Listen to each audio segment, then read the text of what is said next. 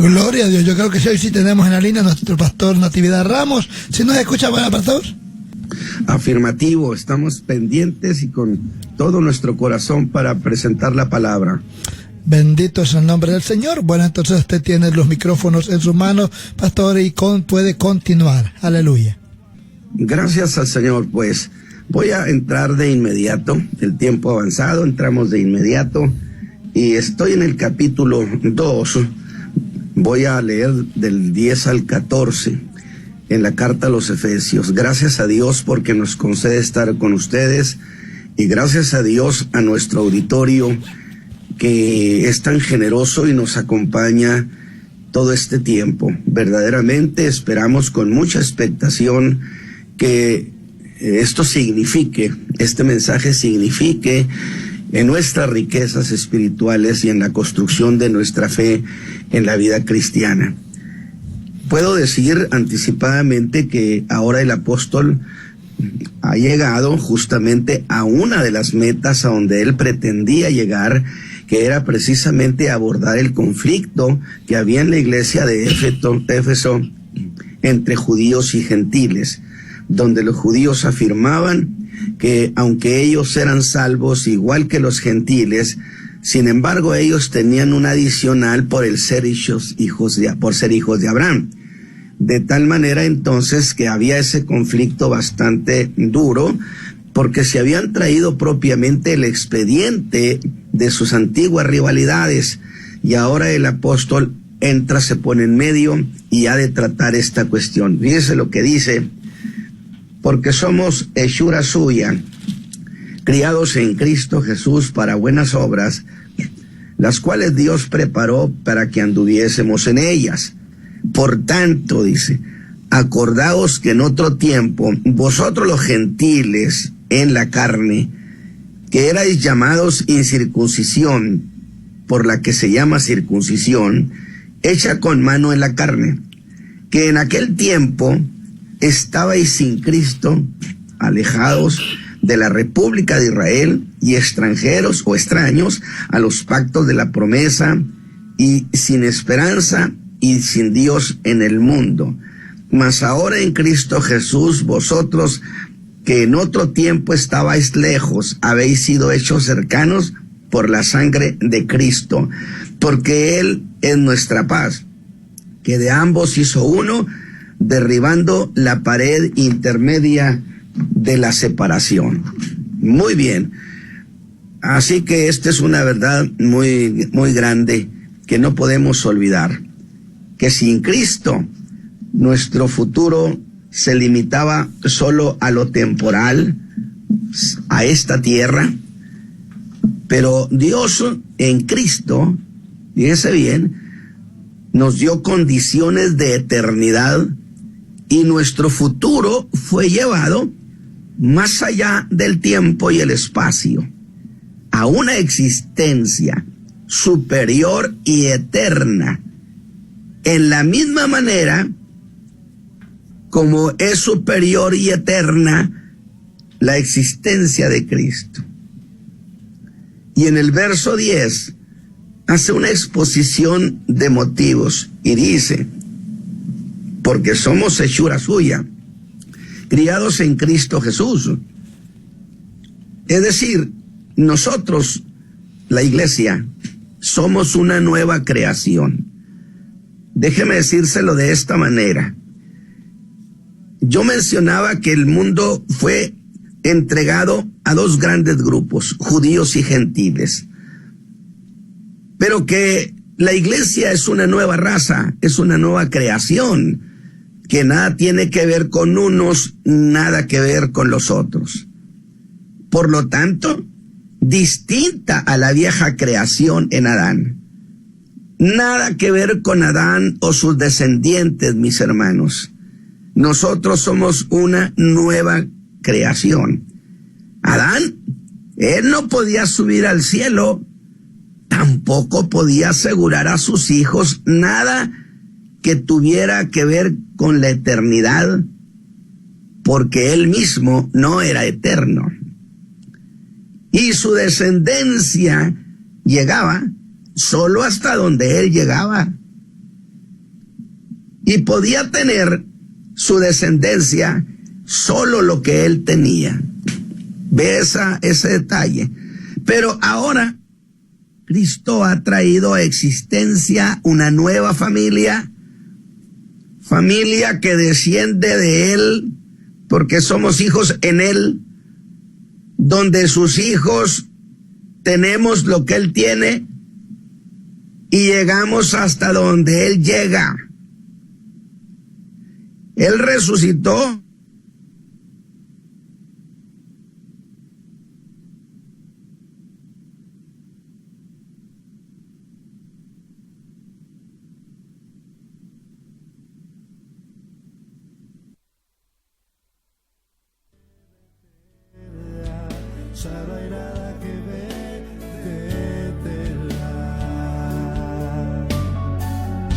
Cielo de manera corporal, como él fue a su padre de manera corporal.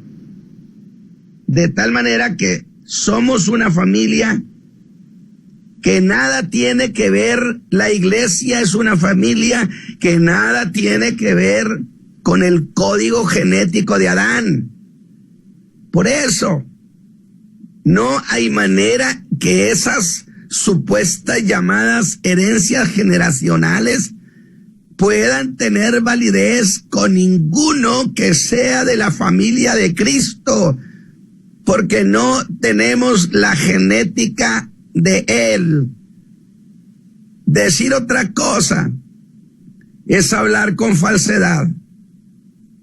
Y gracias a Dios por estas revelaciones tan gloriosas, tan generosas, como esta otra que hemos disfrutado, que fuimos elegidos desde la eternidad, bendecidos desde entonces, señalados para ser salvos desde entonces, para hacer las obras que Dios pensó para nosotros desde entonces, que las preparó desde entonces para que las hiciéramos ahora, en este tiempo, en el tiempo presente, y que Dios da las oportunidades a cada creyente para hacerlo, para hacer lo que Dios pensó que ese creyente hiciera.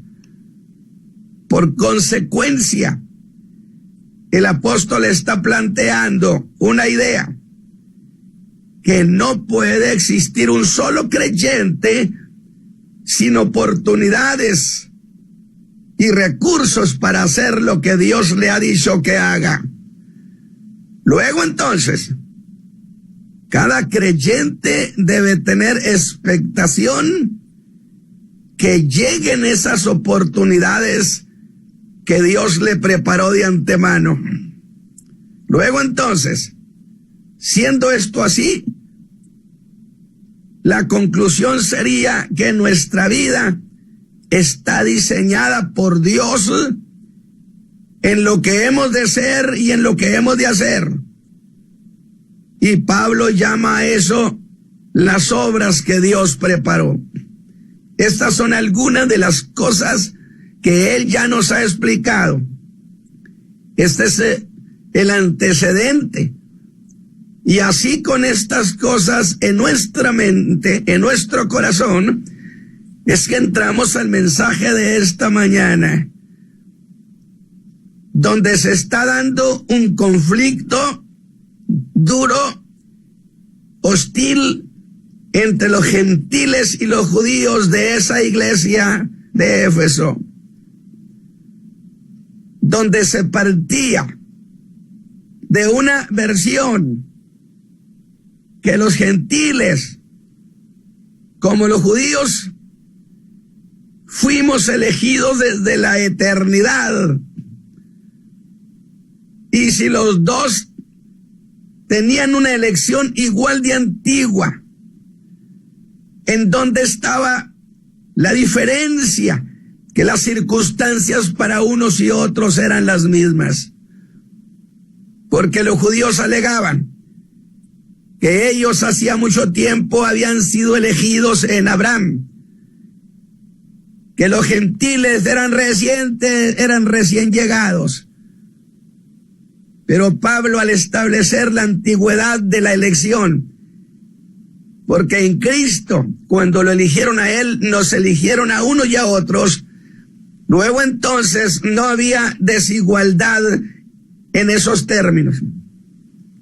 Sin embargo, con todo y eso, según los judíos, había algo que los hacía superiores a los gentiles de la iglesia, cosa que siguen pensando, y era que los judíos cristianos, aunque eran salvos de la misma manera como lo habían sido los gentiles, ellos, como quiera, tenían ciertas ventajas sobre el creyente gentil, que además de ser salvos, ellos eran hijos de Abraham, y eso les daba plusvalía, y eso los hacía superiores.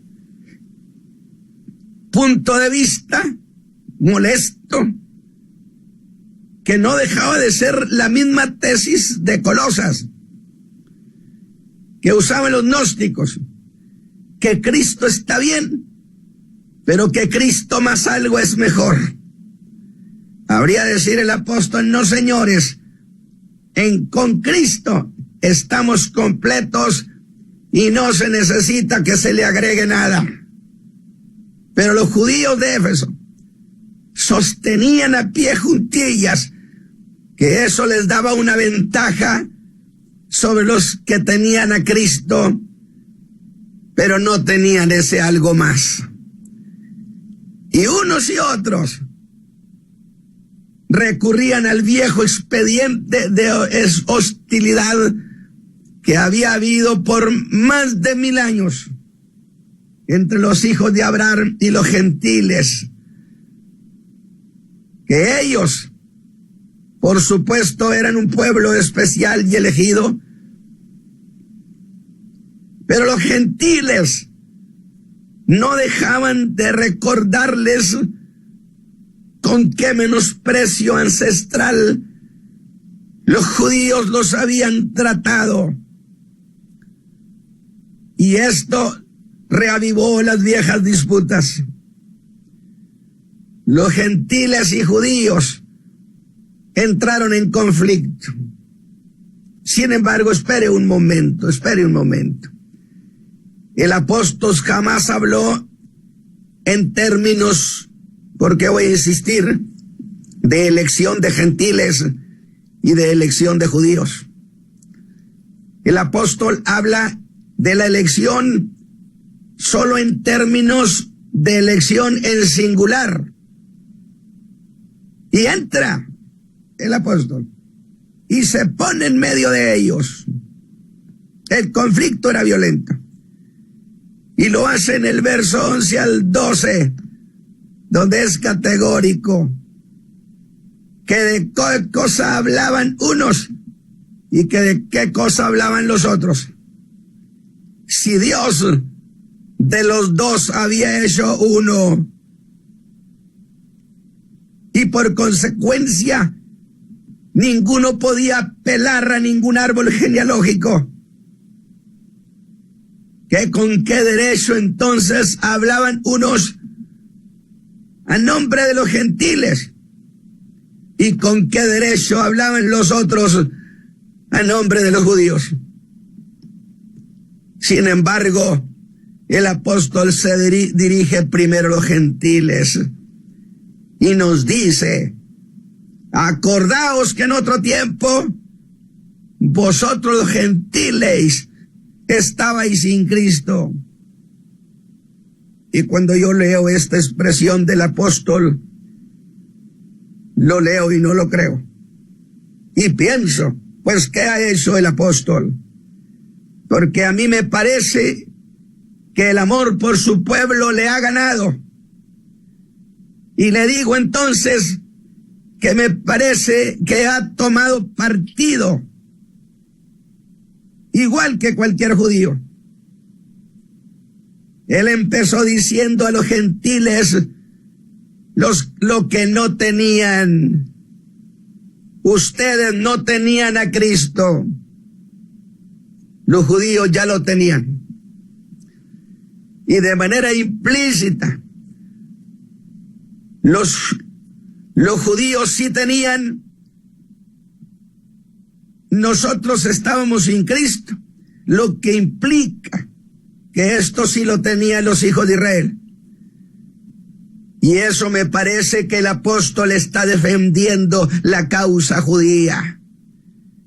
Y digo, Pablo, ¿también tú crees en esa ventaja? Porque la iglesia de Éfeso estaba compuesta por un gran sector de gentiles y un gran sector de judíos. Y un conflicto así debió pesar mucho. Pero en verdad, el apóstol, diciendo estas cosas, lo que buscaba era detener ese conflicto. Pues en respuesta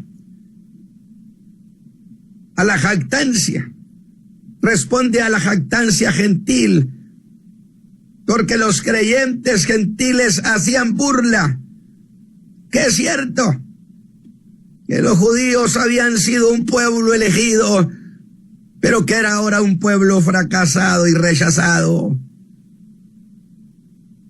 Por lo que en su carta a los romanos, el apóstol había llamado a los gentiles acebuches, ramas corrientes, que yo le llamo el piropo canonizado. Nos dijo acebuches, nos dijo ramas corrientes el apóstol Pablo, pero ramas corrientes a quien Dios había injertado en la oliva fina es Cristo. Pero que entonces no se jactaran contra las ramas que habían sido cortadas. Y realmente yo le voy a decir una cosa, cómo le ha costado a ese pueblo esta cuestión, porque nos dieron salvación también a nosotros. Y que si a ellos los había injertado en la oliva fina, a pesar de que éramos acebuches, a pesar de que éramos ramas corrientes, eso Dios lo hizo, dice, y lo hizo contra naturaleza. Pero si Dios había podido hacer eso contra naturaleza, injertando lo que no debía de injertarse, también poderoso era Dios para revertir ese proceso de tomar esas ramas secas, como lo habrá de hacer algún día a los judíos como pueblo, y volverlas a injertar y hacerlas florecer. Qué poderoso era Dios para hacer esas cosas. Que entonces, ¿dónde estaba la razón de la jactancia gentil? Así que, con los efesios, el apóstol Pablo hace una vigorosa declaración a los gentiles. Y yo espero que usted esté muy al pendiente y vaya conmigo en estas cosas, porque el apóstol va a poner orden, va a poner las cosas en su verdadera dimensión. Y dice en el verso 11, por tanto, y yo digo, ¿y qué es ese por tanto, hermano Pablo? Diría, por este conflicto en que están envueltos contra los judíos y los judíos contra ustedes. Les conviene, mis hermanos gentiles, y estoy haciendo usando este lenguaje, hermanos gentiles, de manera convencional, porque al final de cuentas no sería lo propio, lo diré. Ustedes, hermanos gentiles, les conviene que no se olviden que en otro tiempo vosotros los gentiles estabais sin Cristo. Y note lo que les dice, estabais sin Cristo. No les dice estabais sin Salvador, porque los judíos también estaban sin Salvador, mas no estaban sin Cristo, el Mesías prometido de la casa de David, promesa judía, solo para judíos. Cristo era en exclusiva asunto de ellos. Nada tenía que ver el Cristo con los gentiles. Por eso dije, los judíos tenían a Cristo, mas no a un Salvador. Porque el Cristo es una promesa de reinar. Y si Cristo hubiera reinado en esos días en Jerusalén, Israel tendría rey, pero no tendría Salvador. Porque en el trono se reina, pero en la cruz se redime.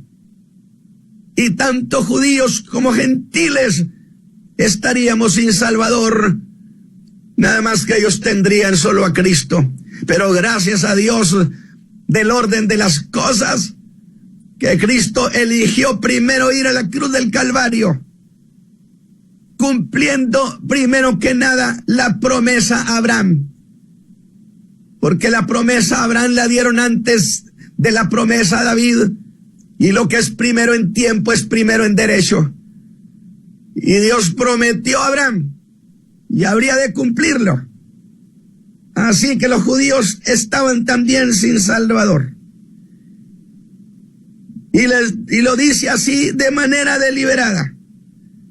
Y la razón, mis hermanos, es que Cristo era de ellos. Por eso insisto, estaban sin Salvador, pero no sin Cristo. Y aunque la elección nos trajo a la vida en Cristo, eso no cambia que históricamente los gentiles no lo teníamos a Cristo. Porque Cristo era promesa hecha a David, que un hijo suyo reinaría eternamente. Uno de la tribu de Judá, que nada tenía que ver con el árbol genealógico gentil.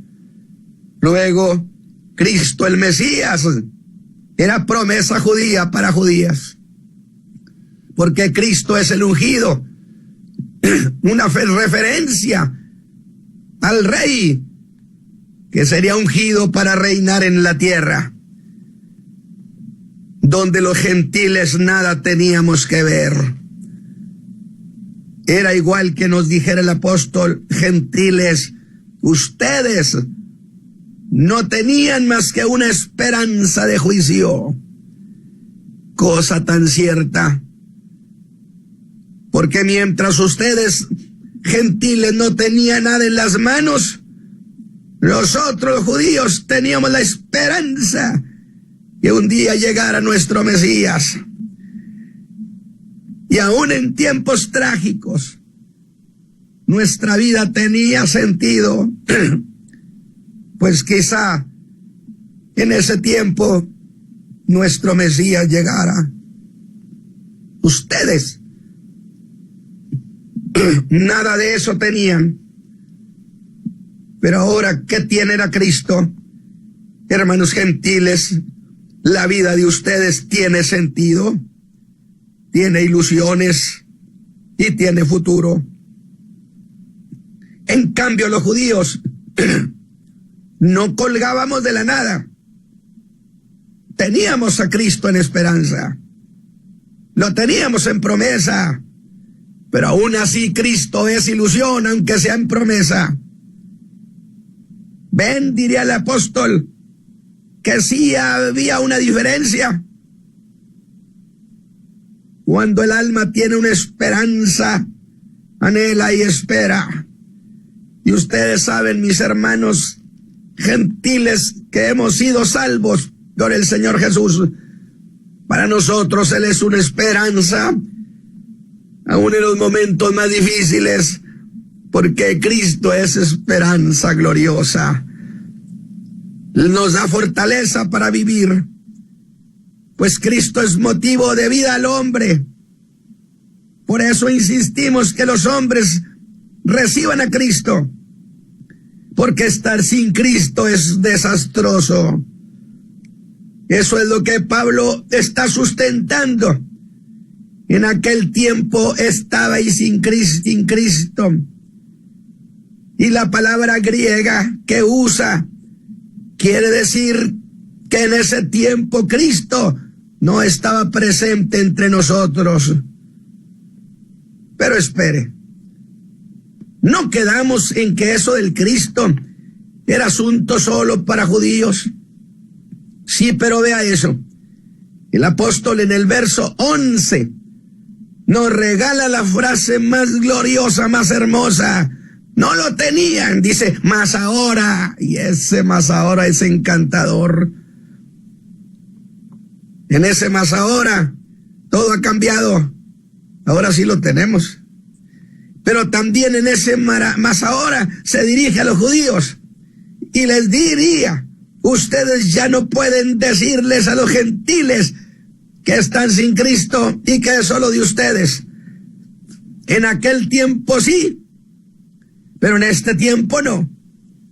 En este mas ahora, el apóstol Pablo lo contrasta con lo de aquel tiempo. Y note que entre el versículo 12 y 13 hay un cambio. En el 12 solo dice Cristo. En el 13 agrega el nombre de Jesús. De tal manera que ahora los gentiles tenemos a Cristo el Rey y tenemos a Jesús el Salvador. Y de inmediato, alabado sea Dios, y congruente con el problema que había, usa la palabra que tanto usaban los judíos en su desprecio a los gentiles, y les recuerda que ellos, los judíos, usaban contra los gentiles dos reproches, dos estigmas. Una, que estaban lejos de Dios, y otra, que estaban lejos de ellos, que estaban lejos de la República de Israel, que nada tenían los gentiles, les decían, que ver con Dios, y que Dios nada tenía que ver con ellos, que los gentiles nada tenían que ver con el pueblo de Israel, y que el pueblo de Israel tampoco nada tenía que ver con ellos. Que sí, y aquí quiero que ponga cuidado mi hermano que me está escuchando. Le decían que estaban lejos. Ustedes gentiles están lejos, muy lejos, 2 veces lejos. Y los que querían acercarse a Dios, fíjese bien, estaban lejos de Dios. Tenían conflicto con los judíos, nada que ver con los judíos. Por lo tanto, eran 2 veces lejos, lejos de Dios y lejos del judío. Pero que ahora, cuando querían acercarse a Dios, tenían que acercarse primero a ese pueblo, que no había otra manera, que tenían que entrar al proselitismo con el mundo judío.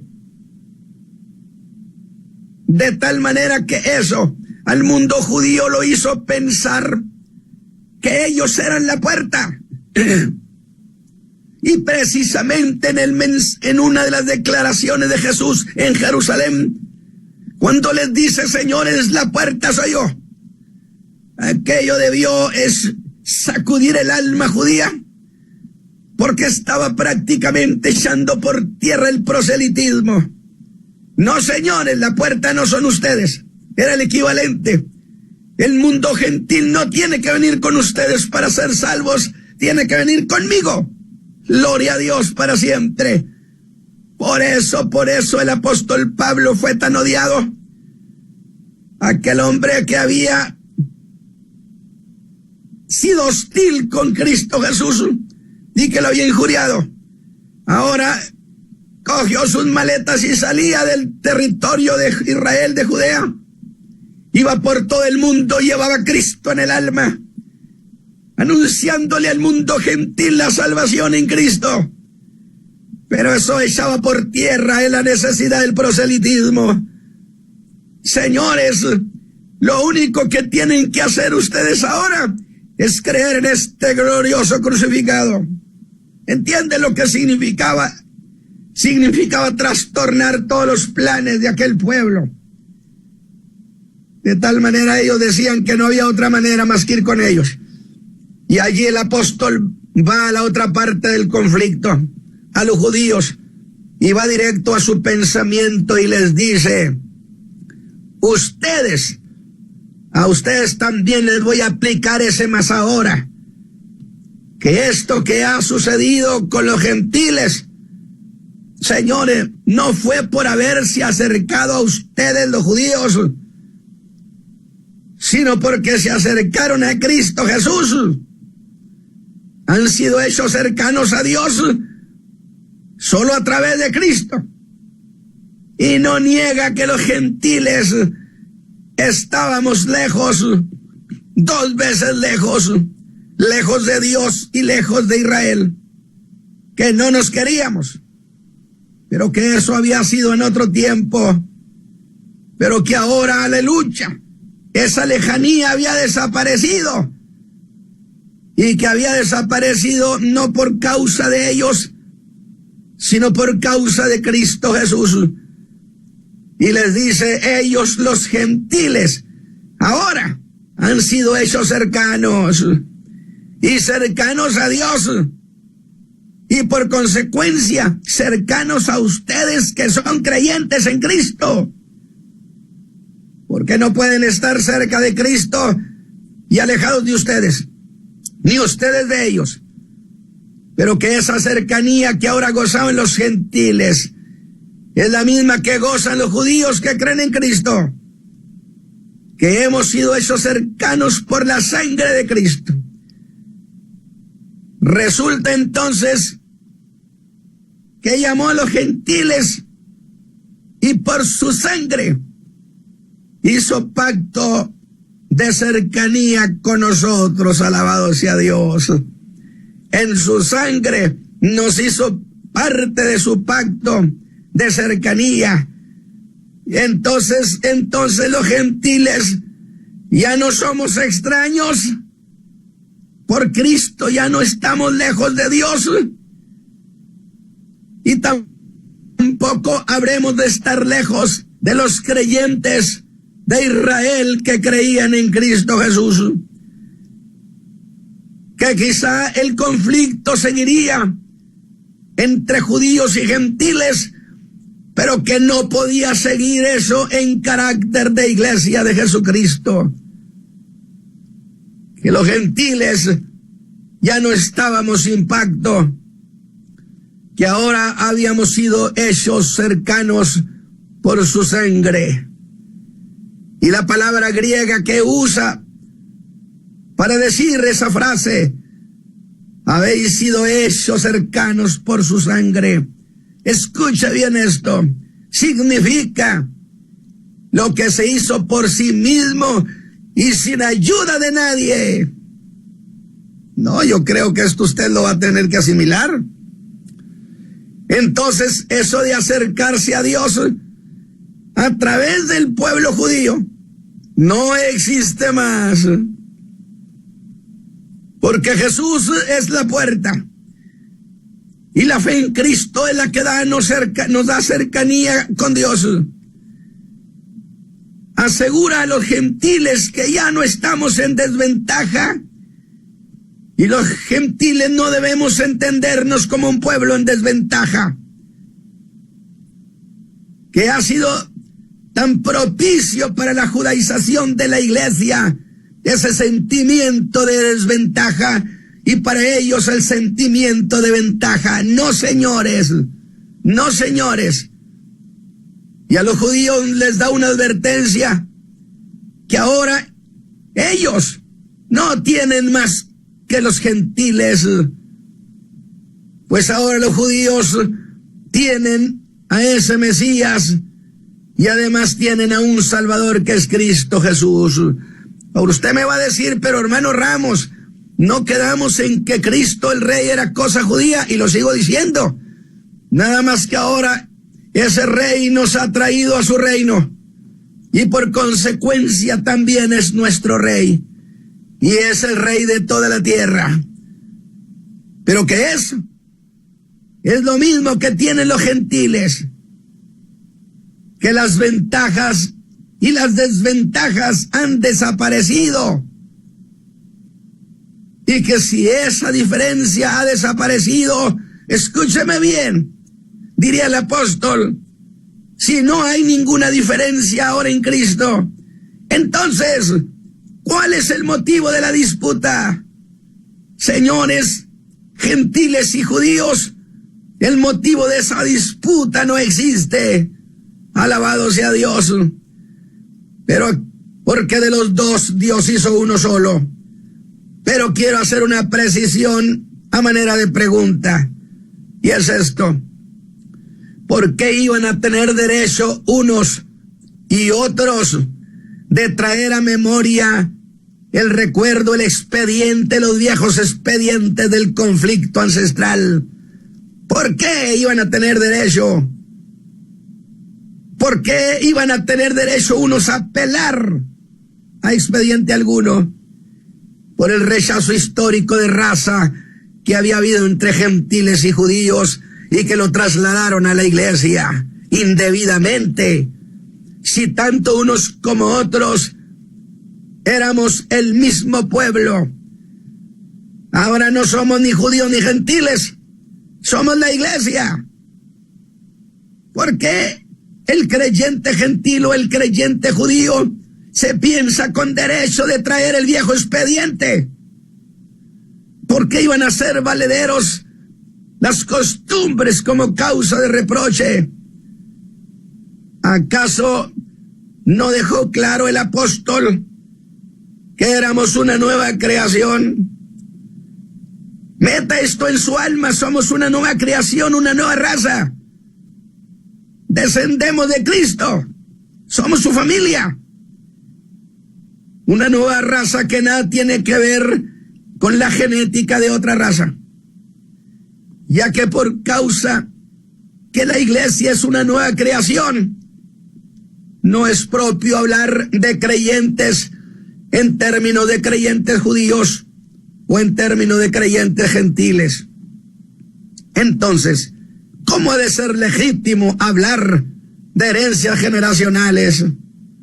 Por eso en el verso 14 exclama gozoso, porque Él es nuestra paz. Cristo es nuestra paz. No es uno que pacifica, sino que Él mismo es la paz. Que el apóstol expresa en palabras un solo y nuevo hombre, un solo cuerpo, juntamente. Y que si ahora ni nunca más los judíos han de pensar ser más en Cristo que los gentiles, pues esto de, pero alguien entendido en la iglesia de Éfeso, no lo dice la Escritura, lo estoy diciendo yo. Algún entendido de Éfeso me diría, hermano Ramos, perdóneme, ¿de qué judíos o de qué gentiles habla? ¿De qué habla usted en esta iglesia? Es que fíjese, acá en la iglesia jamás los hemos visto. Acá no hay judíos ni gentiles, alabado sea Dios, porque somos una sola cosa. El apóstol ha intervenido vigorosamente. Y si esto usted lo analiza, lo reflexiona, lo piensa bien, lo remueve, no tiene idea de cuántas cosas usted va a apoyarse para no aceptar muchas versiones, entre ellas la no judaización de la iglesia. Mis hermanos, espero que Dios les bendiga y que esta participación haya sido una bendición para ustedes. Así que, si está pendiente mi hermano, entrego estos micrófonos para que él termine estos 5 minutos, 6 minutos que nos faltan. Gloria a Dios. Amén, pastor, Dios le bendiga y muchas gracias por estar pues muy bien, mis hermanos. Entonces quiero recordarles cómo es que el apóstol entró en esta ruta, en este ángulo, por el conflicto tan grande que habría entre judíos y gentiles. No hay diferencia entre unos y otros. Por lo tanto, la judaización es improcedente. Porque detrás de Pablo siempre iban los judaizantes, como iban los gnósticos en Colosas, que son los dos grandes parásitos del cristianismo. Los dos grandes parásitos del cristianismo.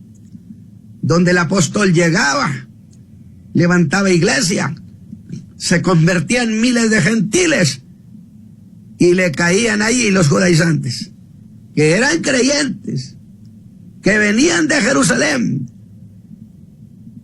Evidentemente, me perdone Santiago, pero no podía dejar de estar enterado de esta avanzada de estos hombres que llegaban detrás del apóstol Pablo para decirle a los hermanos que Pablo no les había enseñado toda la verdad del evangelio y que no podía enseñarla porque no era apóstol.